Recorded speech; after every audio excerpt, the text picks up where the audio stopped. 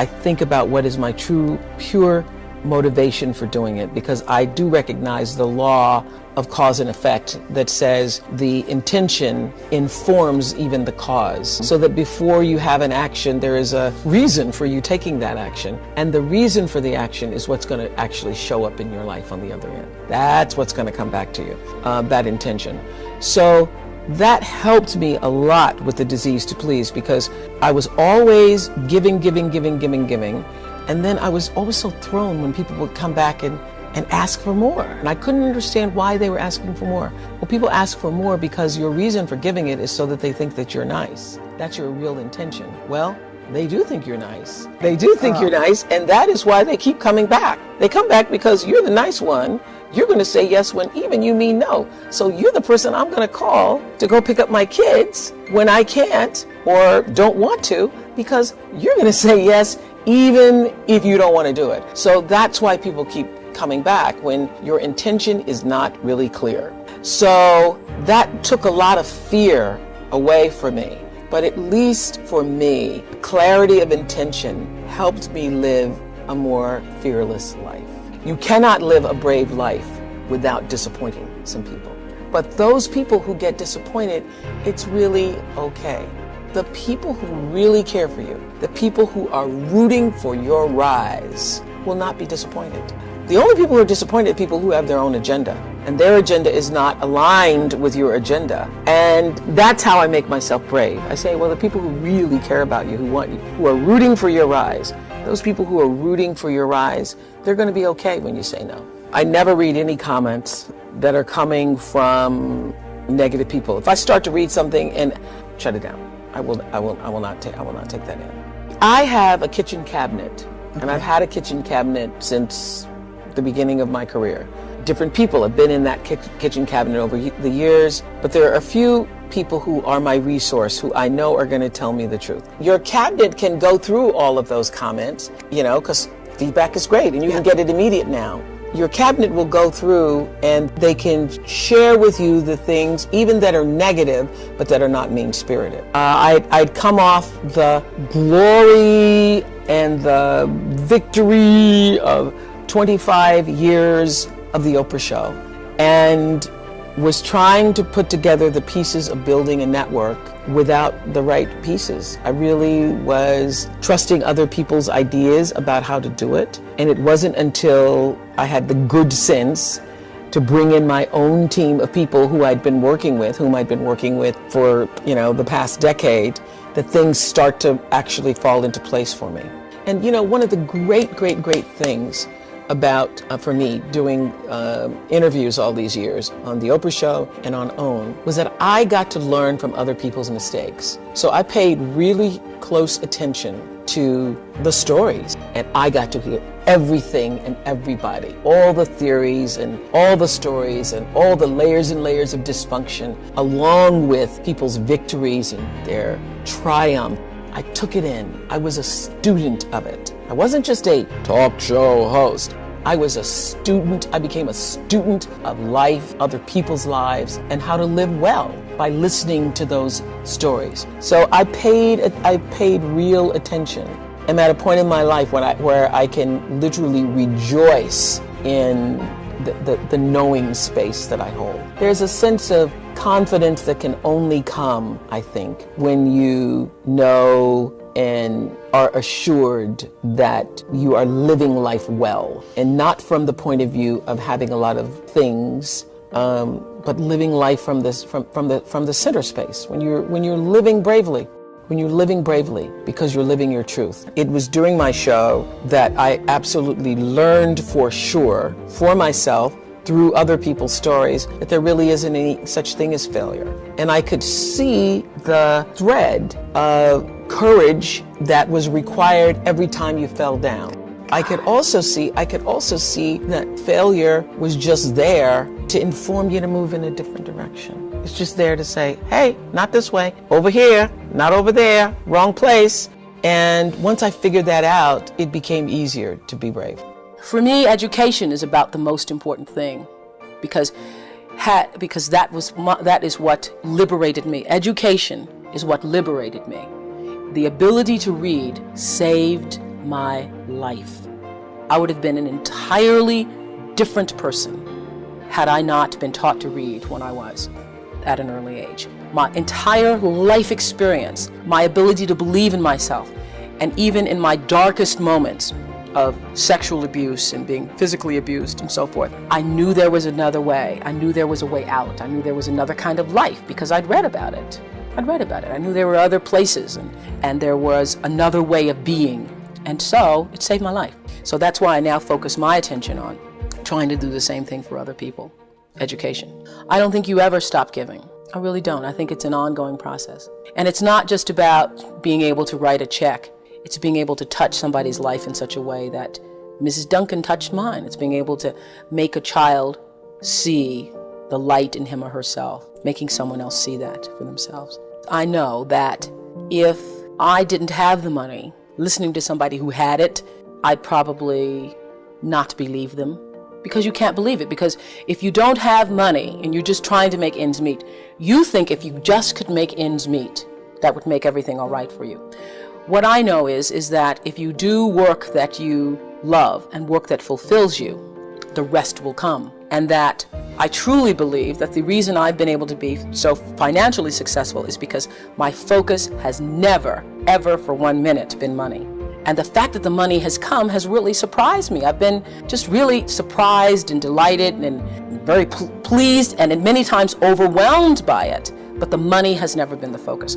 The reason, I think if you're on the road to success is if you would do your job and not be paid for it. And I would do this job and take on a second job to make ends meet if nobody paid me, just for the opportunity to do it. That's how you know you're doing the right thing. One of the things that, if I may pat myself on the back for, is that I try to surround myself with people who are smarter than I am. I think that the ability to be as good as you can be comes from understanding who you are and what you can and cannot do. And what you can't do is far more important than what you can do, if what you can't do is going to keep you from flying as high as you can. Now, when my lawyer first came to me and said, you can own your own show, it literally took the ceiling off my brain because I had never even thought that high before. I never even thought that was possible. And everybody needs somebody in their life to say, yes, you can do it. I have a niece who's 15, who several years ago, I said to her the same thing my father said to me. I said, you are too smart to get C's. I mean, I heard my father speaking. We were crossing the street one day and she was talking about her grades. You're too smart to do that. You could be an A student. And she said, do you really think I can? Oh, of course. So you're such a bright person. And she started getting A's and said to me a year later, nobody ever told me I could. And I think one of the most important lessons to learn is that we are all responsible for our lives, but nobody gets through this life alone. Everybody needs somebody to show them a way out or way up. Everybody does. See, I feel best in surroundings where other people are smarter than I am because I feel like I can always learn something from them.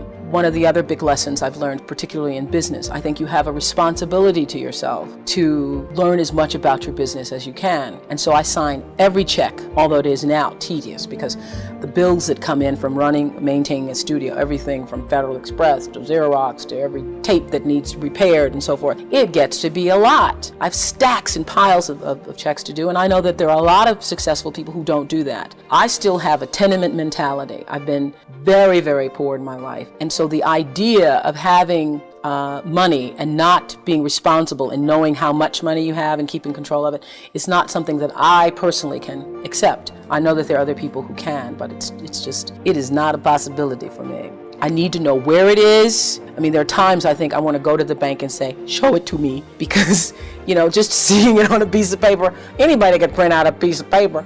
So, I watch it very carefully and try to maintain responsibility for it. But my success in business has come, when I first started being a, quote, businesswoman, I worried about how do you do this? And I realized that you do this the same way as you do anything else. You be fair. You try to be honest with other people and you be fair. What I know for sure is if you focus on the substance, the success will come.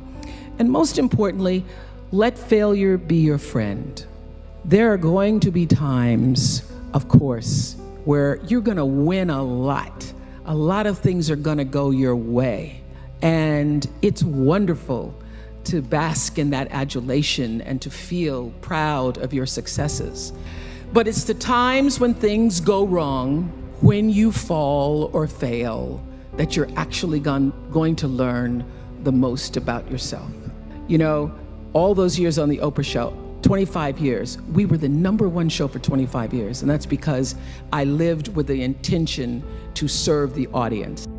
When I was able to shift the paradigm to start to looking at, wow, what I have instead of what I don't have, what I have instead of what I thought I'd lost, I was able to begin to turn things around. But it's those moments of uncertainty. It's the moments where all of my mistakes show up on the evening news. I can tell if I've done something wrong. It's on the CNN crawl. I can read about it. But learning from the moments where things weren't going so great, being able to get still, to connect with that which I know is God, the force, the power greater than myself, and to come back and realize that in order to move forward, you move forward by taking the next right step. You don't have to know everything to do. You don't have to know all the steps to make. Just what is the next right move. And then there's this. I leave you with this. Nobody makes it alone. Nobody. I don't care what they look like. I don't care what their Insta posts say. Nobody makes it alone. And so you will get nowhere without a spiritual practice. You need a spiritual practice. And by that, I mean not necessarily religion. For some people, it is church. For some people, it is meditating. For some people, it's dancing. For some people, it's singing. But you have got to find a way to nurture that which is the essence of you. You've got to find a way to continually give back to yourself. I am committed to service. Service through my work, service through my life's purpose. And if you make a commitment, a conscious intention to be committed to the work that you do, to the relationships that you have, your life will unfold with such beauty and grace through that commitment. You know, every day until the very final shows of the Oprah Winfrey show, I would have the producers come in and tell me ahead of time what their intention for every show was, because I figured out around the second year of doing that show that it wasn't just about being on television and performing, that here was this opportunity, this offering I could give to people through the service of a television show to better see themselves through the stories that we're telling, and through those stories help themselves to improve their lives. So I started using television as a tool of service. So as you're trying to figure out, what do I do? How should I do it? First of all, I will say this, that when you don't know what to do, my girls have heard this over 100 times. When you don't know what to do, you do nothing. You get still until you do know. Because when you have to ask everybody else, should I do this, should I? And that's whether it's buying a pair of shoes or going with a guy, buying a house, taking a job, should I? When you have to ask everybody else, it means you don't really know the answer fully yourself. So you get still, be still, and know the answer will come. So many people are worried about building a brand. I hear kids on social media talking about their brand. And I used to really resent the word when people would say to me, oh, you have this brand, because I never even thought about a brand. I just thought about day in and day out, making the best right choice for me. But now I embrace it because I recognize people see me as a brand. But for me, it's not a business. It is a question of, what do you stand for? And I will say this, you're nothing if you're not the truth. So I've made a living, I've made a life, made a fortune really, from being true to myself. And that's if I could leave you with any message today, that is it. The biggest reward is not financial benefits, though it's really good. You can get a lot of great shoes. Nothing wrong with great shoes. But those of you who have a lot of shoes know that having great shoes and a closet full of shoes or cars or houses or square footage doesn't fill up your life. It doesn't. But living a life of substance can. Substance through your service, your offering of your whole self. And the baseline for how do you live a life of substance is whatever is the truth for you. What do you stand for? So when I first started making money, and it was, my salary or my earnings were published all over the place. I mean, the first year I was like, really? Did I make that much money? Oh my God. It was very difficult for me to figure out where my boundaries were because I'd grown up poor and didn't have anything. So it's easy when you don't have anything and people ask you for money and they say, I need $500. You say, I don't have it because I'm just trying to get my rent paid. It's harder when your multi-million-dollar salary is now in the paper and you get a lot of friends and cousins you didn't have before. So how do you set boundaries for yourself? I was having trouble setting boundaries for myself for even strangers. People would just show up at my door in Chicago and say, Oprah, I left my husband, please help me. And I would, because she knows I have it. So what I learned is that the reason why people keep showing up is because my intention is to make them think that I'm such a nice person, that you can ask me for anything, you can get me to do anything. I'm gonna say yes, I'm gonna say yes. So when Stevie called me this time, I thought I'd try out my first no on Stevie. Let's start big. He wanted me to donate some money to a charity, and I didn't want to donate to the charity, because I have my own charities and I care about a lot of people, but the problem is when you have money, everybody thinks you just want to give to everything. So I said to Stevie, no. And as a person who has that disease to please, I was waiting for him then to say, I will never speak to you again. I will never call you. I will never sing a song for you. And he didn't. He just said, okay. Okay? Okay, it's okay? He said, okay, check you later. What I learned from that is, many times you will have angst and worry about things. Put yourself in a state, like someone said this morning because their phone went off, they were mortified over a phone, I said, really? You will put yourself in a state when the other person really isn't even thinking about you.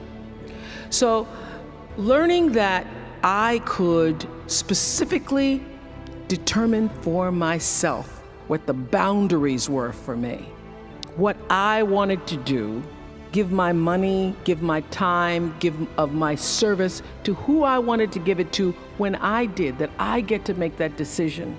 Just because you have all of these demands on your time and on you doesn't mean that you have to say yes. You get to decide because you're the master of your fate.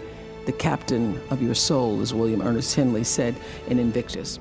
And understanding that really changed the meaning of my life, in that I was no longer driven by what other people wanted me to do, but took charge of my own destiny, making choices based upon what do I feel is the next right move for me. I've lived with who do you think you are my whole life. Not from myself as much as what was reflected to me. Because who do you think you are? You're a little color girl, come from Mississippi. Who do you think you are? You're sitting up on national television. Who do you think you are that you can have? Who do you think you are that you can?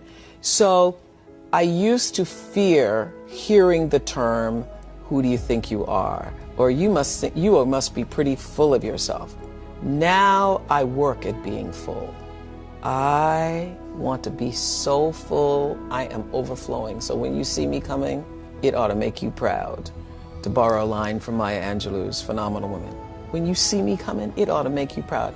And what you see is a woman so full, I'm overflowing with enough to share with everybody else. I'm going to own the fullness without ego, without arrogance, but with an amazing sense of gratitude that I've been born at a time where I am female on the planet, and I have the great pleasure and freedom to fill myself up.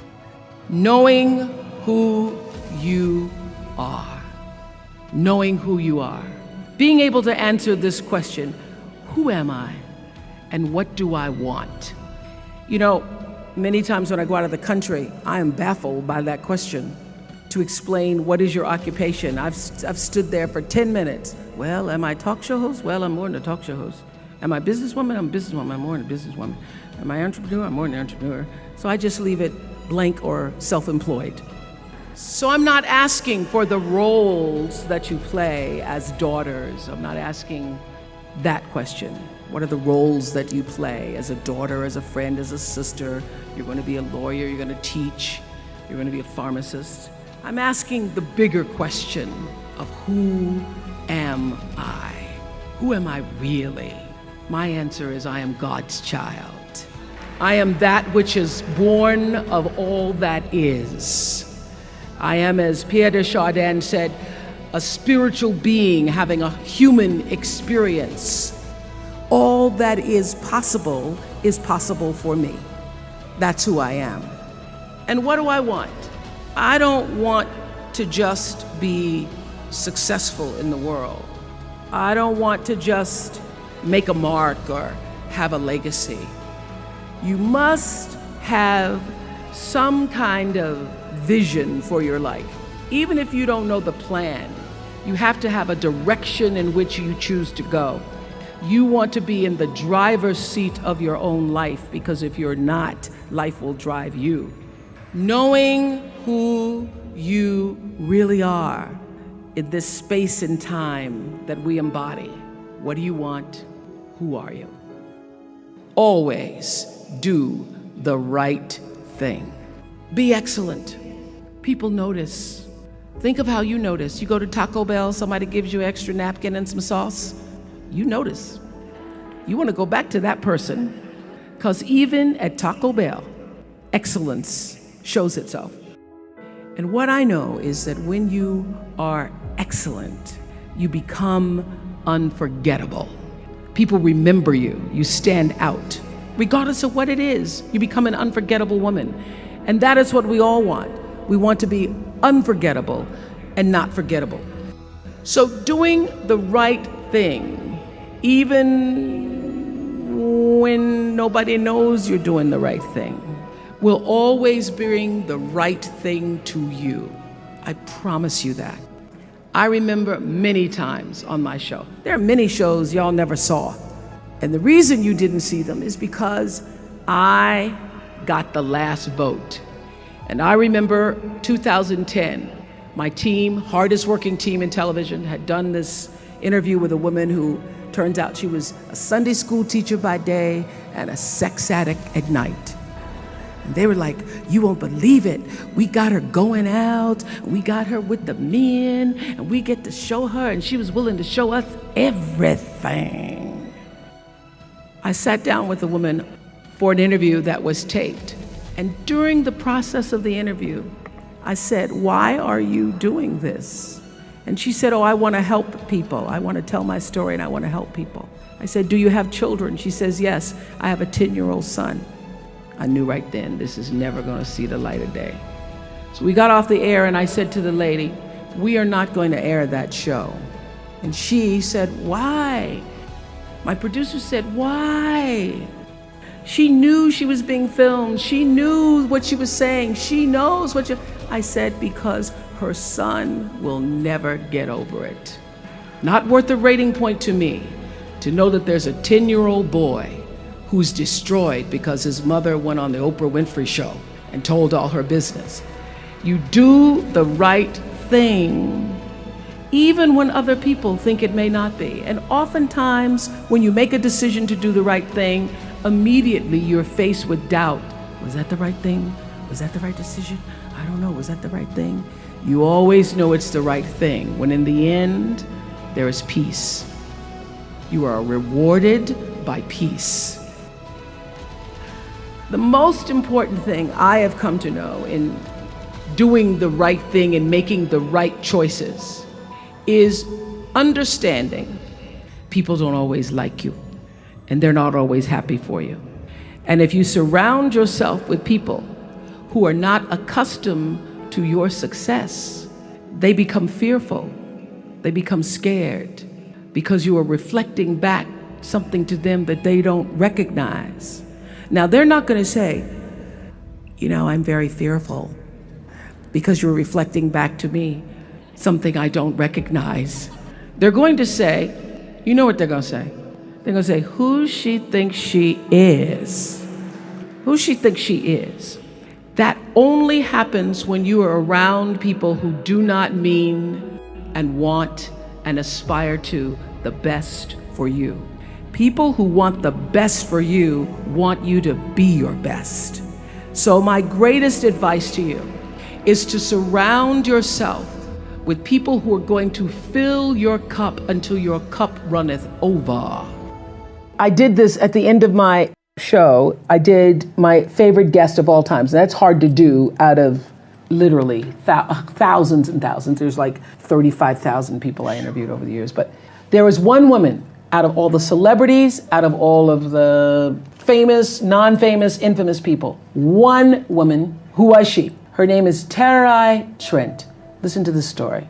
Terai Trent, born and raised in a village in Zimbabwe. 11 years old, she's doing her brother's homework. She wants to go to school. Her father says, no, the boy has to go to school. You can't go to school. So she starts doing her brother's homework. She does her brother's homework. He goes to school. He gets all A's on his homework, yet he doesn't know the answer to the question. The teacher comes to the village to say, what is going on here? This boy doesn't know the answers, but his homework's perfect. She finds out that Terai, his younger sister, is doing his homework. She begs the father to let Terai go to school. The father says no, she can't go to school. Finally, he marries her off. She marries at 11 and a half years old. She gets married. She has 3 children by the time she's 18 years old. A woman comes to the village from an NGO, Heifer International, and asks, what are your dreams? This is gonna make me cry. Asks her, what are your dreams? This child has never thought about what her dreams were. She says, write down your dreams. She writes down her dreams on a piece of paper and she folds them in a tin can and she buries them under a rock. The first dream was to be able to go to a school in the United States of America and get a college degree. She ends up, through some miracle of the NGO, going to the United States. She gets a 4-year degree in 3 years. She goes back to the rock in Zimbabwe. She writes her next goal on the piece of paper. She buries it under the rock. She writes, I want to get a master's degree. She goes back to the United States. She gets a master's degree. She goes back to the United States. She gets her master's degree. After the master's degree, she goes back to the rock in Zimbabwe. She writes down her final goal is to get a doctorate degree. And last year, she became Dr. Terai Trent. I found her in the Nicholas Kristof's book called something the sky, underneath the sky or the sky. And I was reading the story. I had Nicholas Kristof on the show. Nicholas Kristof, the famous New York Times writer. She wasn't there. She wasn't a part of the show. I'm reading the story. I can't believe this book, the story of this woman, as I'm reading the story. So when we go to do the show, the producers have Nicholas Kristof on. They bring on other guests, but this woman isn't there. I go, how could you not have her there? So we tape another show with Nicholas Kristof. We go back. I go, fine. We're going to find that woman, Terai Trent. By this time, she's living in the United States. We followed her back to Zimbabwe, to the rock. We pulled the tin can from underneath the rock. And that is my favorite guest of all time. The reason why Terai Trent is my favorite guest of all time is because she represents, in that one story of the little girl in a village in Zimbabwe who had a dream, the heart and depth and discipline to pursue it. She represents everything I tried to say in every show in 25 years. She literally, through her life story, sums up the message that I was trying to give to every single one of my viewers. You can. Keep trying. Don't give up. When I was about 8 years old, I grew up in the church, and I was going to one of those Women's Day, you know how we have church all day long. The little girl that was supposed to be there to do a recitation had gotten ill. And so they said to my stepmother, we need a little girl. Can Oprah come back and do a recitation this afternoon? My stepmother said, yeah, I'll have her back here this afternoon. So this, church ain't over to 1:30. So by 4 o'clock, I had gone home and learned to recite Invictus by William Ernest Henley. It starts out of the night that covers me, black as a pit from pole to pole, I thank whatever gods may be for my unconquerable soul. I was reciting it and doing the pit from pole to pole. I didn't know what I was saying. But at the end of the poem, there is the stanza that says, "It matters not how straight the gate, how charged with punishment the scroll. I am the master of my fate. I am the captain of my soul." Now, my little 8-year-old brain didn't really fully understand the power and depth of those words, but they sounded good enough for me to write them down and put them on my mirror. And those words, "I am the master of my fate, I am the captain of my soul," became a mantra for me. What it said is, I am responsible for the choices that I make in my life. I am responsible. Obviously, I grew up and was better able to articulate what those words really mean. And I discovered in physics class the third law of motion. You remember what that is? It's called Newton's law. And it says, for every action, there is an equal and opposite reaction. So what does that mean? That means everything that you are putting out into the world, every action, there is an equal and opposite reaction. It means no matter what you do, the energy of what you do, what you say, and most important, the energy of who you are is going out into the world, into your relationships, and that energy is always coming back to you. You are responsible for the energy that you are pulling out into the world, because that very energy, bam, is coming right back to you every single time, whether you believe it or not, because it is law. Everybody has a different talent. And the reason we're all so messed up is because you're looking at everybody else's talent and wishing you had some of their talent. All the energy that you spend thinking about, wishing about, being jealous of, envious of anybody else is energy that you're not only putting out, it's going to come back to you negatively, but you're taking that away from you. All your energy should be forced on, what do I have to offer? What do I have to give? How can I be used in service? Because Dr. King's message of not everybody can be famous, but everybody can be great, because greatness is determined by service. And there is not a job in here that you can do that you don't switch the paradigm to service and not make that job more fulfilling. I don't care what the job is. If you say, I'm a singer, I'm a dancer, I'm an artist, I'm a teacher, I'm a nurse, I'm a doctor, I'm a janitor, I'm a clerk, if you say, if I look at this from, how do I use this in service to something bigger than myself? It no longer becomes a job. It becomes an offering to the world. Nobody's journey is seamless or smooth. We all stumble. We all have setbacks. If things go wrong, you hit a dead end, as you will. It's just life's way of saying, time to change course. So ask every failure. This is what I do. Every failure, every crisis, every difficult time, I say, what is this here to teach me? And as soon as you get the lesson, you get to move on. If you really get the lesson, you pass and you don't have to repeat the class. If you don't get the lesson, it shows up wearing another pair of pants or skirt to give you some remedial work. And what I found is that difficulties come when you don't pay attention to life's whisper, because life always whispers to you first. And if you ignore the whisper, sooner or later, you'll get a scream. Whatever you resist persists, but if you ask the right question, not why is this happening, but what is this here to teach me? What is this here to teach me?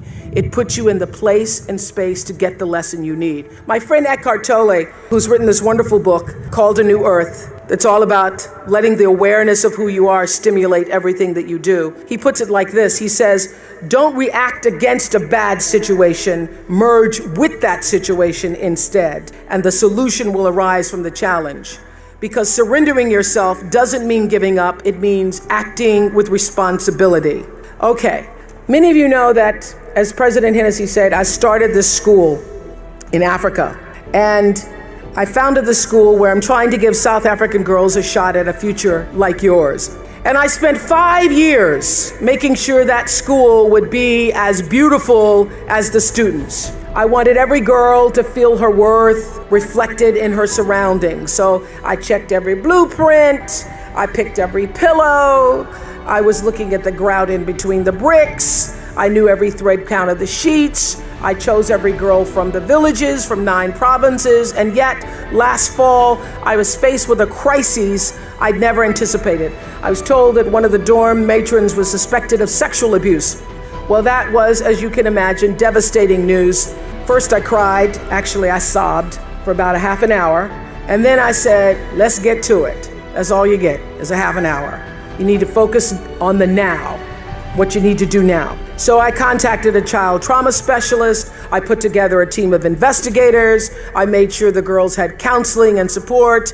And Gail and I got on a plane and flew to South Africa. And the whole time I kept asking that question, what is this here to teach me? And as difficult as that experience has been, I got a lot of lessons. I understand now the mistakes I made because I had been paying attention to all of the wrong things. I built that school from the outside in, when what really mattered was the inside out. So it's a lesson that applies to all of our lives as a whole.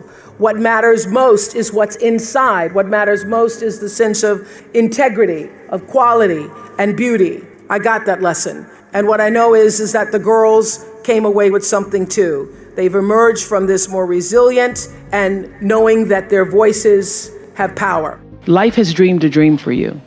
And your goal, your number one job is to figure out what that dream is and align yourself with the dream. Because the dream cannot come to you unless you're willing to meet it energetically in the same place. So if your energy is off, which I say to my girls all the time, they could teach this class right now, on being in flow. If you are not in flow with God's dream for you, with life's dream for you, if you are out of order, if you are out of sync, it cannot come to you. It will not come. Because the whole purpose of your life is to line yourself up with the purpose. And so if you are operating in fear, if you are operating in jealousy, jealousy will kill you. When you are synced up with life, life just gives to you. It opens doors, it creates experiences, it allows you to meet people, things show up you never thought were gonna show up, and you are doing what is the purpose of your soul being. I have paid attention to my life because I understand that my life, just like your life, is always speaking to you, where you are, in the language, with the people, with the circumstances and experiences that you can understand and interpret if you are willing to see that always life, God, is speaking to you. Now, it took me a while to actually really get this and to understand it, but once I did, I started paying attention to everything. Letting go of energy that's clouding your vision and holding you back. It's a life practice that I learned long ago that has freed me so many ways. It's a fact that holding grudges against somebody who's done you wrong, or revisiting hurtful situations in your head over and over, only weighs you down and prevents you from being who you're meant to be right now, because you're still energetically holding on to the past. The energy that you put into constantly rewinding to the resentment. Why did they do that? Why did they say that to me? I didn't deserve to be treated that way. All of that only keeps you stuck. It will never change what happened.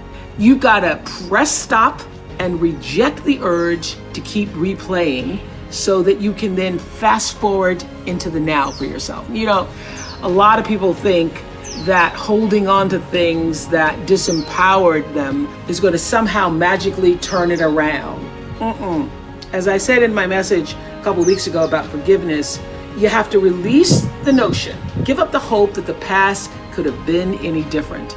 And you also must release the idea that people would do what you might do in any given instance. This is a big one. I had to learn and relearn before I actually got it. Expecting people to do what you would do in a situation only leads to your disappointment, not theirs. They're going on with their life. So let people be who they are, and either you accept it or you don't. Not doing that keeps you stuck in a circumstance that actually costs you time, costs you energy. And I can guarantee that oftentimes the person on the other side of the bitterness you're holding on to, they're not even thinking about you. In fact, they probably have just moved on. They certainly aren't obsessing the way you are. Think of it like letting go of any bad habit that just doesn't serve your well-being. Not an easy task. Taking the road to a more enlightened, healthy existence never is. So this is what I want to ask you to ask yourself. Why am I holding on to this? How is this serving me? And really think about the answer. Maybe it makes you feel validated. Maybe it makes you feel righteous. Or maybe taking on the pain is your way of recognizing the injustice so that even though it won't be made right, it can at least not be forgotten. Then I ask you, again, ask yourself, do you want to be right or do you want peace? Woo! This was huge for me. The unfortunate fact is that having both may not be possible. And also you may never get your moment of righteousness, so why wait for it? Choose peace. What I know for sure is that in this world, time is a moving on, and it's our most valuable commodity. You can never get it back. So staying in that loop, playing it over and over in your head of hurt only amplifies your pain. Let it go. Exhale, make room in your heart for something that is uplifting. Surround yourself with people who want the best for you. You have the ability to shift the DNA of your spirit and control how you perceive life. So why not lighten your load and let it go?